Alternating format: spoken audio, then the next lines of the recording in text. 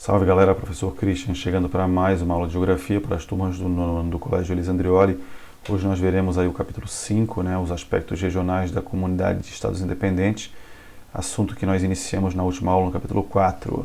As páginas do nosso livro hoje, para o capítulo 5, páginas 100 a 115. Bom, na última aula nós apresentamos ali a origem da CEI, da Comunidade de Estados Independentes. Ela surge após a dissolução da União Soviética, formada por 12 das 15 repúblicas novas que se formaram a partir da queda do Império Soviético. E aí, aspectos regionais, dividir a CEI, que é um grande território ainda, formado aí por basicamente 10 países, como a gente pôde ver na última aula, com a saída de Geórgia e Ucrânia.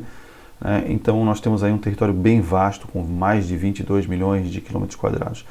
Só fazendo uma ressalva que Ucrânia e Geórgia deixarão o bloco, mas nós vamos estudar esses dois países hoje, apresentar algumas das características desses dois países, e inclusive explicar por que esses dois países resolveram deixar a CEI nos últimos 10, 11 anos aí, onde se deram essas duas saídas, onde se concretizaram esses dois movimentos de saída, ok, gente? Muito bem, então a gente está vendo aqui a região, melhor dizendo, um mapa da CEI com algumas regiões específicas, A gente tem ali a parte dos países da CEI que estão na periferia leste da Europa Oriental, formado pela Bielorrússia, Belarus, Ucrânia e pela Moldávia.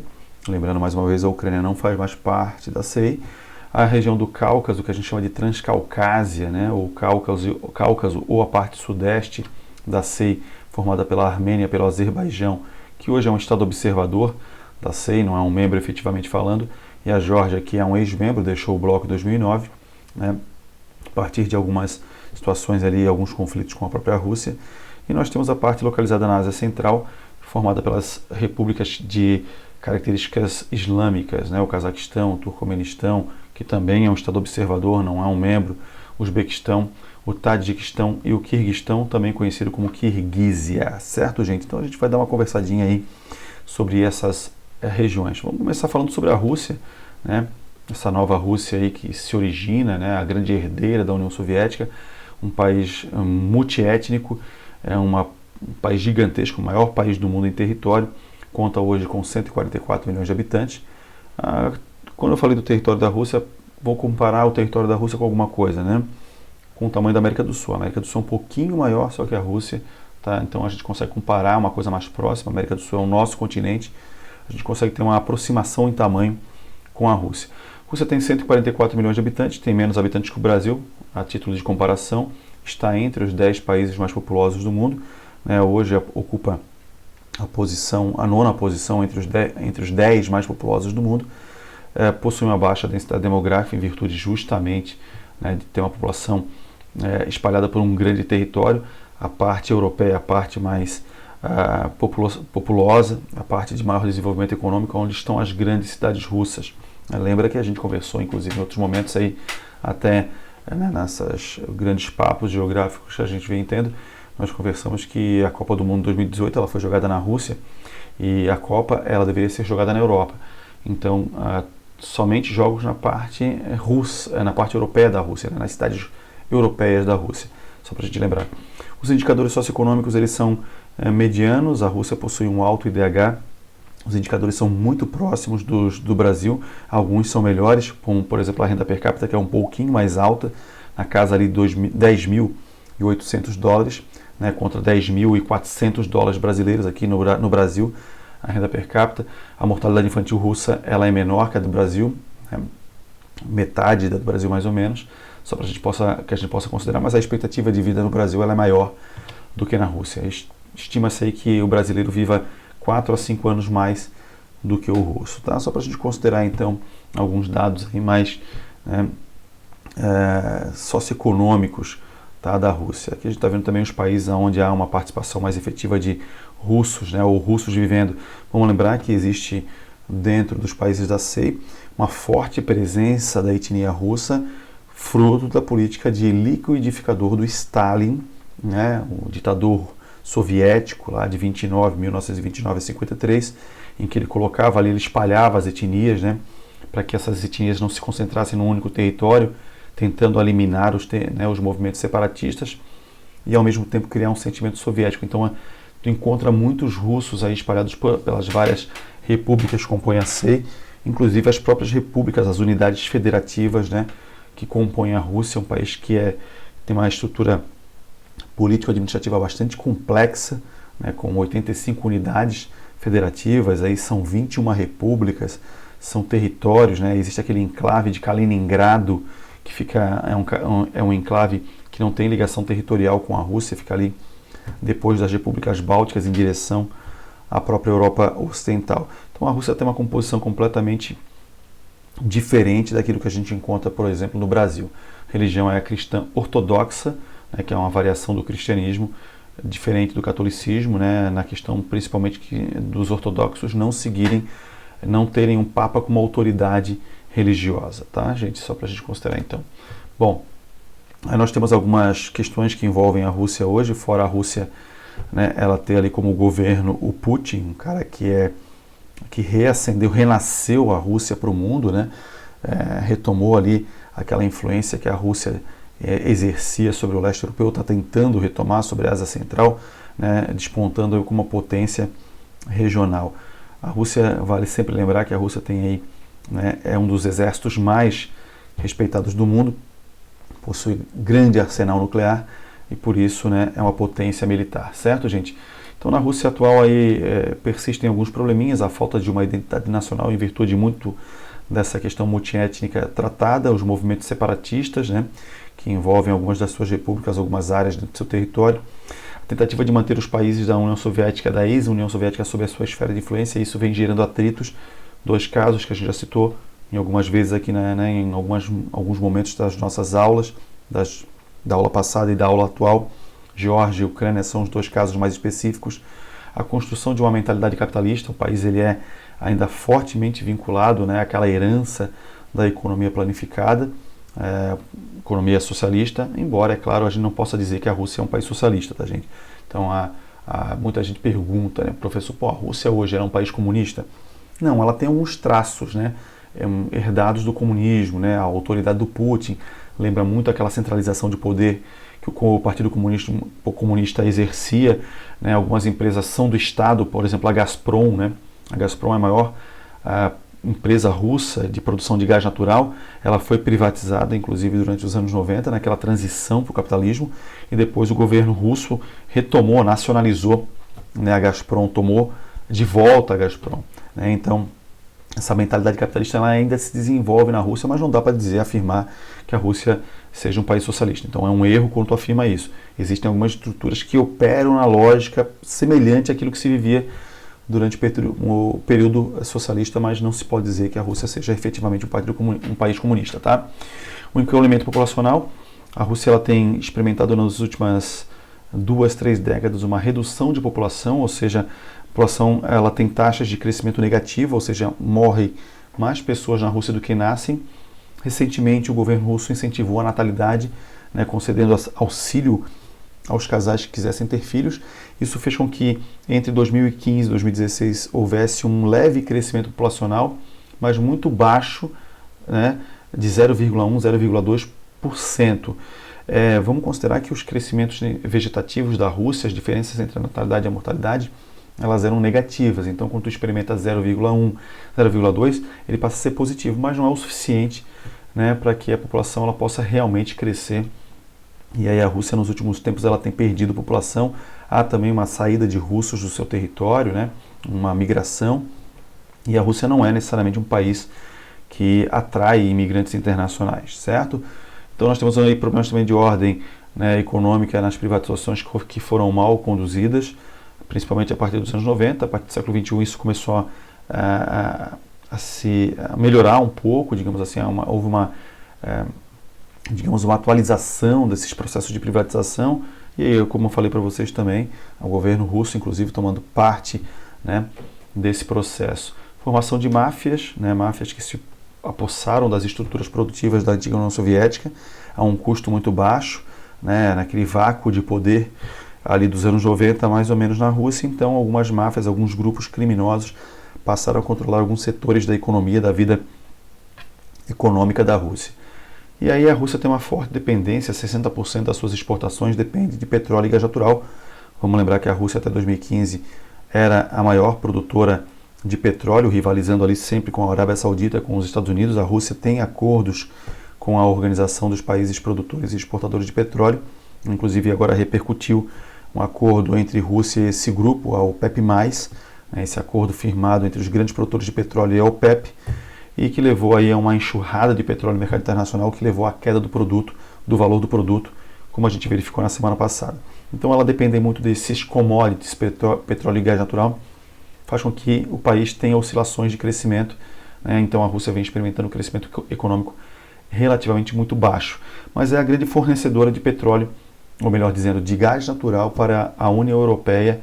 Inclusive na crise da Ucrânia em 2014, esse fornecimento ele foi reduzido, o que gerou impactos na economia russa também, certo? Uma economia que oscila aí, né, nos últimos anos, muito em virtude também da oscilação dos preços do petróleo e do gás natural, certo, gente? Bom, então aqui um resumo, a gente está vendo um mapa com algumas áreas aí mais conflituosas, né, conflitos de fronteiras, disputas que envolvem, né, conflitos étnicos, né, movimentos separatistas. Essa é uma tônica, né, da questão geopolítica interna que a Rússia tem que lidar sempre, tá? Ou pelo menos nos últimos anos isso tem se tornado sempre um pesadelo ali, né, um problema, melhor dizendo, para o Vladimir Putin, tá? Bom, um desses problemas é a Chechênia, né? Chechênia é uma república islâmica que em 1991 declarou sua independência da Rússia, fato que não foi aceito pelos russos. Os russos enviaram tropas para a Chechênia em 1994 e aí nós tivemos uma guerra então entre os dois países. Em 96 foi assinado um acordo, um cessar-fogo e um tratado de paz em 97. Só que em 1999 novos conflitos armados entre chechenos e russos voltaram a acontecer. Por que os chechenos reivindicam a sua independência? Primeiro, porque eles são de maioria muçulmana, diferente, né, dos russos. Tem a sua própria origem, né, digamos assim, a sua própria cultura, a sua própria religião. Há uma questão importante que deve ser levada em consideração nessa questão, que a Rússia não abre mão da Chechênia em virtude, né, de um grande e antigo oleoduto que transporta petróleo da Rússia em direção, né, ao leste europeu. Então esse grande oleoduto passa pelo subsolo da Chechênia. E aí o controle da Chechênia, mantendo a Chechênia dentro do território russo, automaticamente, né, a Rússia continua controlando esse oleoduto e todos os ganhos que ele repercute para a economia, né, do país. Então essa é uma questão que a Rússia vem enfrentando. No século XXI, essas tensões elas se aprofundaram no início do século. Nós tivemos vários atentados terroristas praticados pelos grupos chechenos contra alvos civis na Rússia, né, o Teatro de Moscou, a Escola de Beslan, com muitos mortos nesses eventos, né? Eventos, quando eu falo evento, eu falo no sentido evento, né, no sentido negativo, tá? Então nesses acontecimentos, e aí isso fez com que a Rússia tivesse que negociar novamente com os chechenos aí alguma autonomia para essa república. Também a Rússia conseguiu manipular ali a questão política dentro da Chechênia e colocar no poder grupos que, de certa maneira, conseguem, pelo menos, conversar com o Vladimir Putin, com o governo de Moscou. E essas tensões, elas permanecem, né? Hora vez ou outra a gente tem algum acontecimento, alguma situação mais conflituosa, algum atentado terrorista, alguma situação de ataque a alvos civis, mas, pelo menos nos últimos tempos, ainda, pelo menos nos últimos 5 anos, a gente não vê nenhum fato novo em relação a esse conflito. Então a causa principal é a Chechênia querer a sua independência por se considerar uma república diferente daquilo que se vive na Rússia, e a Rússia quer manter ali a Chechênia justamente pelo oleoduto, né, o grande oleoduto que transporta quantidades gigantescas de petróleo em direção ao leste europeu e que a Rússia quer continuar controlando, certo, gente? Muito bem. Então, seguindo adiante, nós temos aqui, né, um exercíciozinho básico na página 104, 2 questõezinhas para a gente dar uma revisãozinha aqui. Ela fala até um pouquinho, ela entra mais na questão dos recursos naturais não renováveis. Recursos naturais não renováveis são aqueles que, né, possuem um prazo, digamos assim, um limite de exploração junto à natureza. E por que esse, né, é um desenvolvimento com base nesses recursos ele é insustentável? Primeiro porque ataca diretamente a natureza, quando eu falo em petróleo, quando eu falo em minérios, o gás natural, esses recursos eles têm um prazo de validade, né? Eu posso extrair até um certo ponto, até um momento, e é insustentável por quê? Porque esses recursos também não só degradam o meio ambiente, mas também eles têm um custo que oscila muito, né? Em virtude da lei da oferta e da procura. Então, automaticamente, né, os preços eles caem em alguns períodos, como a gente está vivenciando agora, e não é sempre que tu vai ter um aumento substancial desses valores.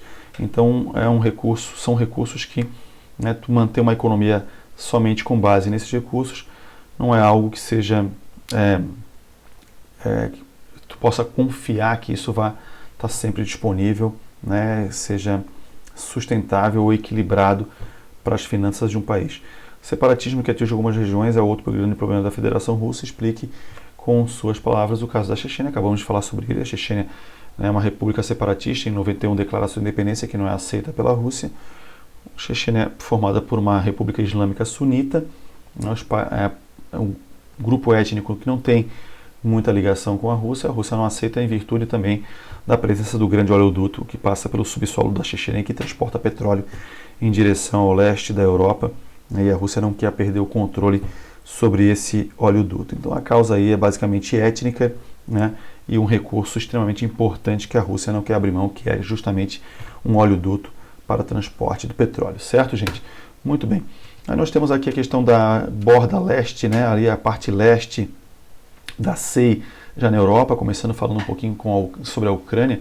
A Ucrânia já saiu da CEI, vamos lembrar disso, em 2014 ela se retira definitivamente em virtude das situações que envolvem Ucrânia, Crimeia e Rússia. Vamos lembrar que em 2013, né, o governo ucraniano, que na época era um governo pró-Moscou, né, com relações mais íntimas com Moscou, com o Vladimir Putin, ele recusa um acordo com a União Europeia, um acordo econômico muito vantajoso para a Ucrânia, no transporte, na venda de gás natural para os europeus.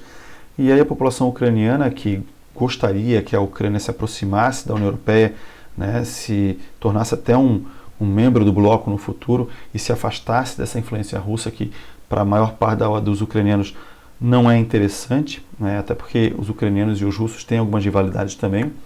Então a população ucraniana vai às ruas se manifestar contra essa decisão do governo ucraniano na época, e isso gera uma série de conflitos, né, nas ruas de Kiev, das cidades principais da Ucrânia, e isso leva à deposição desse governo pró-Moscou, né? Vamos lembrar que a parte leste da Ucrânia também é uma parte de forte presença russa, onde existem movimentos separatistas, né? Cidade de Donetsk, famosa, cidade de Donetsk, ali do Shakhtar, do time de futebol, que é um certo ponto, né? Tinha muitos brasileiros jogando lá, inclusive. Então essa região leste da Ucrânia é uma região que possui muitos russos, é uma região separatista, né? Então a Ucrânia ela entrou em convulsão, né, em virtude dessas situações ali. O acordo que foi rejeitado pelo governo ucraniano, que depois caiu inclusive, né? A parte leste querendo se separar do país por ser de maioria russa, e aí no início de 2014 a Crimeia, que é uma península, como a gente pode ver no mapa, importante no Mar Negro, que pertencia, ou ainda pertence, né, para a opinião pública internacional à Ucrânia, ela se declara independente. A maior parte da população da Crimeia é russa, tá? Só para a gente considerar isso aí, é uma loucura entender isso tudo, mas a Crimeia se declara independente e acaba se juntando à Rússia posteriormente, num evento que não é reconhecido pela ONU e nem pela maior parte dos países do mundo, tá? E aí esse fato fez com que a Ucrânia então se retirasse efetivamente do bloco. A Ucrânia que tem aí, né, uma economia bastante sofisticada, uma economia bastante desenvolvida para aquela região, é um possível membro da União Europeia no futuro, possui os solos mais férteis do mundo, chamados de Chernozion, que é um solo de terra escura, né, um solo escuro, inclusive a tradução da palavra em ucraniano significa terra escura, muito humus, muita matéria orgânica, planta-se muito trigo, muita aveia, muita cevada, muita batata, né, e a Ucrânia então ela é um grande produtor agrícola, era um dos grandes produtores agrícolas, inclusive, da antiga União Soviética, um país bastante industrializado também, que vem se, né, relacionando mais intimamente aí nos últimos tempos com a União Europeia, com a China, né, com outras potências aí no mundo, certo, gente? Tem a Moldávia, né? A Moldávia é um país menos industrializado, que possui, né, uma grande dependência econômica da agricultura e da pecuária, a maior parte da sua população vive, né, no campo, e hoje vive ali, vivencia, né, uma situação de tensão, porque existe uma região a leste, né, a Transnistria, né, que fica a leste da Moldávia, que possui maior parte de cidadãos de origem não moldava, né, que é separado do país também. E aí existe uma zona de segurança nessa região que tenta ali evitar conflitos maiores, né? 75% da população da Moldávia é de origem moldava, e aí tentou se impor, né, o idioma moldavo a todo o país, e aí essa região a leste, a Transnistria, é um nome meio difícil até de pronunciar, que possui ali romenos, búlgaros, russos, romanes, né, que são ciganos romenos, ucranianos naquela região. Essa região, então, ela teme, né, pela perda ali da sua identidade cultural, linguística, e aí existe um conflito nessa região. Então, a Moldávia é um país até um pouco menos desenvolvido nessa região, um país bem pequenininho, a capital é Chisinau, né, ali na fronteira com a Ucrânia, a fronteira mais a ocidente, sudoeste, né, da Ucrânia, só para a gente ter uma ideiazinha, tá? E a Belarus, né, um país que tem uma forte relação comercial econômica com a Rússia, uma dependência até para alguns, embora nos últimos anos ela tenha diminuído, tem um nível de desenvolvimento econômico mais alto, mais elevado, no mesmo patamar da Ucrânia. A Belarus, ela hoje é governada por um regime ditatorial muito próximo do que se pratica em algumas das ditaduras mundiais, né, dos regimes mais autoritários. Vamos lembrar que recentemente nessa pandemia de coronavírus, o ditador da Bielorrússia recomendou à sua população sauna e vodka, né? Lembra, né, que ele entrou naquele grupinho dos líderes mundiais que rejeitaram, né, e que ignoraram a pandemia, os efeitos da pandemia, as consequências e tal. Ele é um desses caras, né? Então, só para considerar. Mas a Bielorrússia tem um nível de desenvolvimento aí razoável, a renda per capita não é tão alta, mas, né, a industrialização do país ela se deu de forma bastante avançada em relação até aos países da CEI, né, de forma geral. Certo, gente? Então, essa parte da CEI na Europa Oriental, ali formada por Ucrânia, Moldávia e Belarus, também conhecida como Bielorrússia. Aí nós temos aqui a Crimeia, né, que a gente já havia explicado ali mais ou menos por que se deu essa situação, né, de independência em relação à Ucrânia e depois uma junção com a própria Rússia. A Crimeia é uma península, essa partezinha roxa do mapa, muito, né, ela é militarmente muito importante, é uma base militar russa, inclusive, e aí a Crimeia se torna independente em 2014 da Ucrânia para se juntar à Rússia num processo que não foi validado, né, pela opinião pública mundial, certo?